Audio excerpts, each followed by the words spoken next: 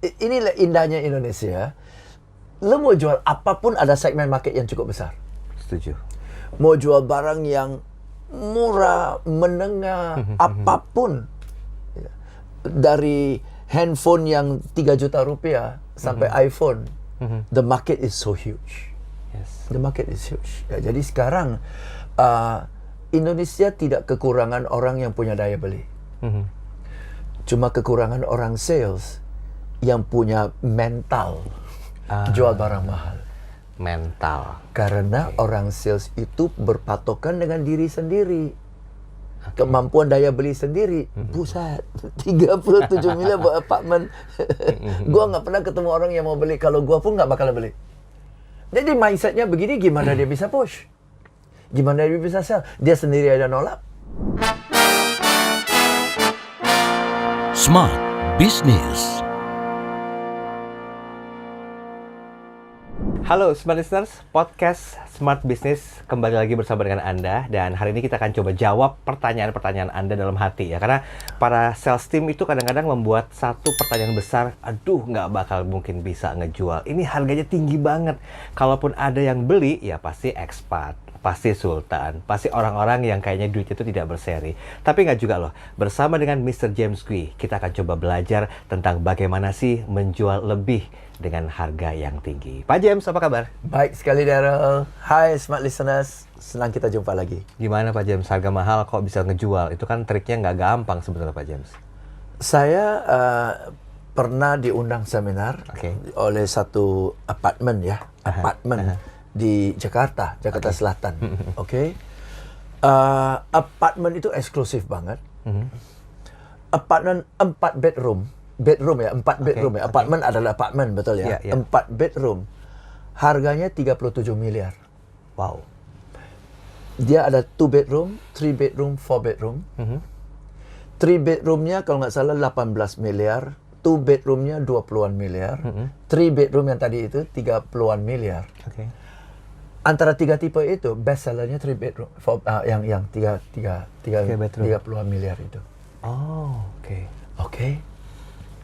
Barang mahal, kita bilang buset, betul kan ya? Dengan harga segitu, gue udah bisa beli tanah di mana-mana, betul kan ya? Iya, nyari yang studio nggak bakal ada tuh ya. Dan itu apartemen, Daryl. Yes. Bukan unit rumah lo, apartemen satu blok itu berapa puluh unit. Yang 30-an M. 2 tower lagi. Oh. Laku. Bukan jumlah sedikit, banyak kan? Yes. Jam tangan yang kita tahu merek tertentu, miliaran kan? Iya. Banyak orang beli.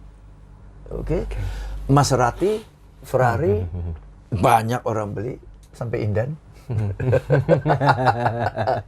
Iya. So, inilah indahnya Indonesia. Lo mau jual apapun ada segmen market yang cukup besar. Setuju. Mau jual barang yang murah, menengah, apapun. Dari handphone yang 3 juta rupiah sampai iPhone. The market is so huge. Yes. The market is huge. Ya, jadi sekarang Indonesia tidak kekurangan orang yang punya daya beli. Cuma kekurangan orang sales yang punya mental jual barang mahal. Mental. Karena orang sales itu berpatokan dengan diri sendiri. Kemampuan daya beli sendiri. Buset, 37 miliar buat apartemen. Gua nggak pernah ketemu orang yang mau beli. Kalau gua pun nggak bakal beli. Jadi mindsetnya begini, gimana dia bisa push? Gimana dia bisa sell? Dia sendiri ada nolak. Oke. Nah, sebaliknya kalau kita lihat orang-orang yang jual barang high price, ya, itu posturingnya berbeda loh. Ya, kita ke toko jam tangan mahal, suasananya berbeda, orang salesnya berbeda kan ya. Setuju. Treatmentnya berbeda, dia pun kelihatan lebih eksklusif, lebih educated, groomingnya lebih bagus, betul ya. Kalau orang salesnya Ferrari katakan, orang salesnya Lamborghini katakan, ya. Dia memang belum mampu beli Ferrari dan Lamborghini, tapi dia cinta banget dengan produk itu, betul. Oke, menempatkan dirinya Dia di situ, menempatkan ya. diri. Dia fans banget dengan Ferrari. Dia fans banget dengan Ferrari. Jadi segala hal tentang Ferrari dia ngerti. Cuma dia belum punya daya beli untuk itu aja. Tapi dia fans banget dan dia bilang kalau suatu hari gue ada duit ini mobil ini keren banget loh. Dia really ngefans banget. See, so because dia really love the product, saking mengidolakan produk itu, sehingga gampang buat dia jual. Dan bahkan dia ngefans Ferrari. Ketemu dengan pencinta calon pembeli Ferrari, ngomongnya nyambung kan, walaupun Iya, level ekonomi iya. kita berbeda nih. Betul. Ngomongnya nyambung, kenapa? Sama-sama pencinta Ferrari. Oke, cinta mengalahkan segalanya ya. Gue merinding tiba-tiba. Ya kan bener-bener sama-sama cinta, Yes. makanya nyambung satu frekuensi. Passionnya masuk. Ekonomi mah biarin aja ntar. Ekonomi biarin, yang penting Ya, cinta ya, dulu ya. Setelah itu baru ketahuan ekonominya beda ya. Iya. Ini kita ngomong selling kan? Iya, saling bercinta gitu. Iya, saling cinta. Terus. Ya gitulah. Jadi sebetulnya kan kalau yang harus dibentuk itu kan mindsetnya dulu ya Pak James ya. Tadi Yes. Pak James mengatakan kalau harga satu unitnya saja itu udah puluhan M. Iya. Gila, apa laku? Nah itu udah nggak boleh sebetulnya. Nggak boleh. Nggak boleh. Jadi pasti laku. Cuma Oke. kita harus cari the right target market kan. Ah. Jadi untuk produk seperti setiap produk lah pasti ada target marketnya Betul, yang cocok. betul. Nah, masalahnya kita menawarkan produk di level ini kepada segmen market kayak gini, pasti banyak pertimbangan. Yes. Tapi kalau kita nawarkan produk ini dengan target market kayak gini, buat dia udah natural banget, Ben. Ya, Bahkan kalau kita jual produk semahal ini konon, kepada level kayak gini, ini kan kecil, murah. Ya. Beli iseng-iseng dah. Gitu kan? Oke, Pak James, saya ingat kita pernah bahas tentang emosional. Oke. Terus kita pernah bahas tentang Selling with empathy. Selling with empathy. Iya. Nah, ini dari dua ini deh. Oke. Gimana saya bahasakannya mengawinkan lah ya Oke. ilmu bermanfaat ini agar kita tuh para tim sales mampu menjual lebih walaupun harganya tuh mahal. Yes. Nah, harga mahal itu cenderung bukan fungsional lagi. Ya, betul. Oke, jam tangan yang mahal bukan fungsional. Lebih ke prestis Mobil yang ya. mewah bukan fungsional. Ya. Betul ya. Jadi bukan fungsional lagi. Oke. Jadi mahal itu secara umum ya Oke. lebih ke gengsi. Oh. Atau orang bayar lebih mahal because ya harga tidak membohong quality. Oke ya. Jadi ada dua, quality dan gengsi atau dua-duanya. Oke. Nah, kalau mau gengsi, semakin mahal semakin bergengsi, betul? Pasti. Jadi kalau lu mau beli karena gengsi jangan ngomong harga. Gengsi. Semakin harga yang tidak masuk akal, semakin gengsi, betul? Yes. Kira tasnya 2 miliar loh. Buset, tank begini aja 2 miliar. Berdasarkan apa satu tas harus 2 miliar? Bahannya juga bukan pakai bahan apa gitu kan ya? Nggak masuk akal lah. Itu yang bikin gengsi kan? Iya. Ada pride ya di situ. Pride-nya ya. because the price is not proportional. The price does not make sense. That's why it is so prestigious. Yes. Oke? Jadi, kalau mau beli sesuatu yang sifatnya gengsi, lu jangan ngomong harga deh. Semakin tinggi semakin bergengsi. Jadi sekarang Bapak mau gengsi seperti apa, Pak? Iya. Semakin tinggi semakin gengsi. Betul kan? Iya. Jadi nggak ngomong murah-murah, fungsional, tetapi ini, tetapi itu. Enggak, soalnya gengsi aja. Jadi yang digosok gengsi. Jadi emosionalnya adalah gengsi. Gengsi. Oke. Tetapi ngomong sama orang yang mampu beli barang yang semewah itu, belum tentu dia tipe angku. Bisa jadi dia tipe ceria. Bisa jadi dia tipe angku. Bisa jadi dia tipe teliti. Tipenya berbeda-beda. Tapi daya belinya di sana. See? So jangan, jadi kita harus bisa mengerti kapan gosok emotional buy-nya, tetapi pendekatan kita, communication style kita harus sesuai dengan yang selling with empathy itu kan. Oke. Sehingga dia sama kita connect dulu nih. Yes. Tapi gosoknya beda. Nah, gimana tuh? Kalau kita masuk ke momentum empati ya sekarang ya. Yes. Kan saya ingat beberapa edisi podcast yang lalu kan untuk menegur sapa mereka aja itu treatmentnya udah beda gitu. Ini lepas dari grooming, lepas dari performance atau impression.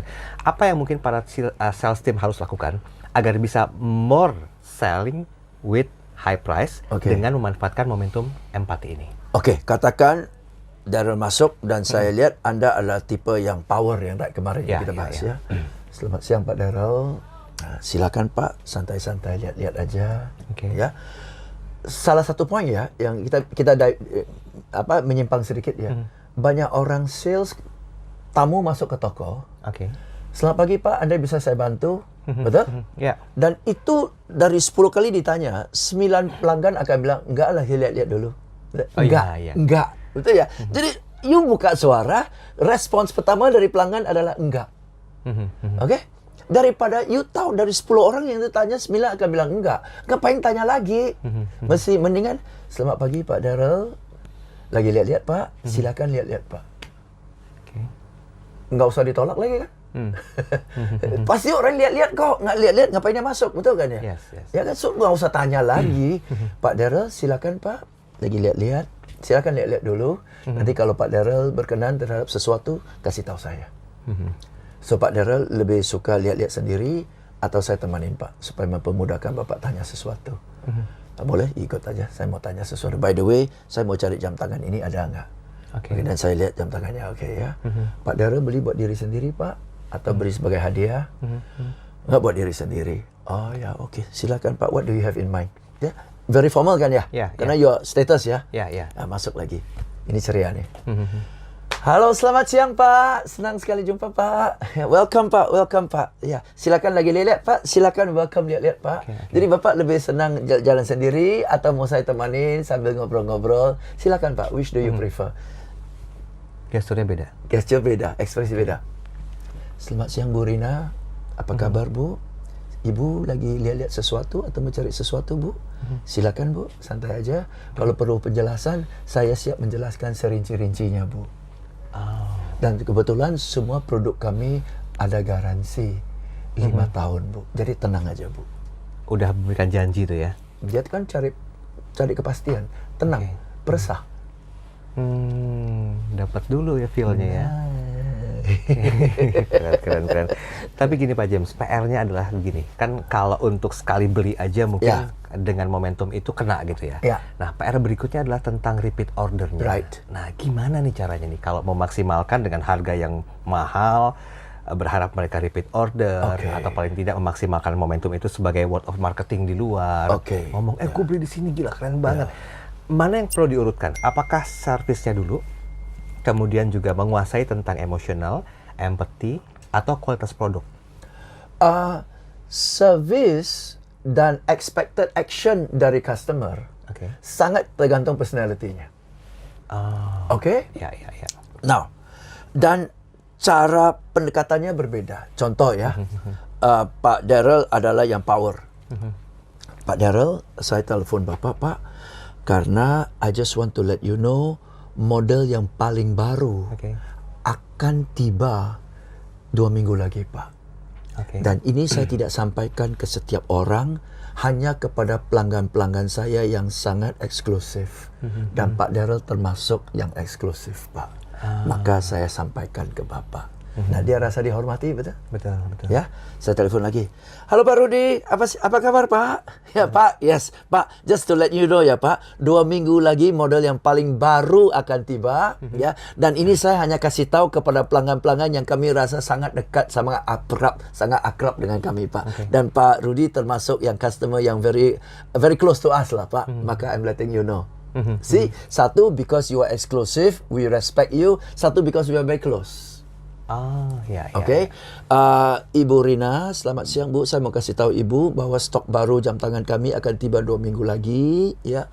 Dan karena saya tahu Ibu Rina orangnya sangat teliti, maka saya kasih tahu lebih awal supaya Ibu bisa atur jadwal, kapan Ibu segang dan kapan Ibu mau ada banyak pertanyaan. Saya kasih tahu dulu Bu, supaya Ibu ada 1-2 minggu untuk cari tahu lebih detail dulu, supaya Ibu nggak perlu buat keputusan tergesa-gesa Bu. Because your needs are different. Your needs are different, right? But I'm telling you, all three I'm telling you come quickly, but I tell you for different reasons gitu loh. Karena prioritas mereka, needs-nya beda. Satu needs-nya adalah I need to feel you mengagumi me gitu loh. I got the power. Satu, I need to feel that we are friends. Satu, I need to feel that you are not rushing me gitu loh. Yes. Different. Jadi alasan saya beda.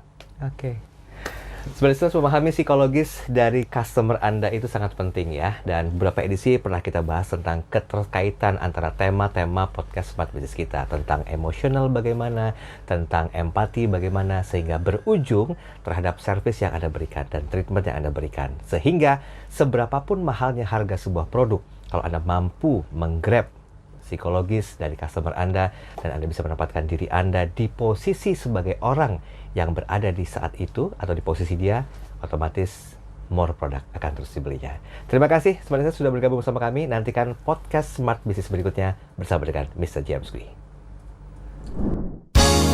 Smart Business. Lead you better.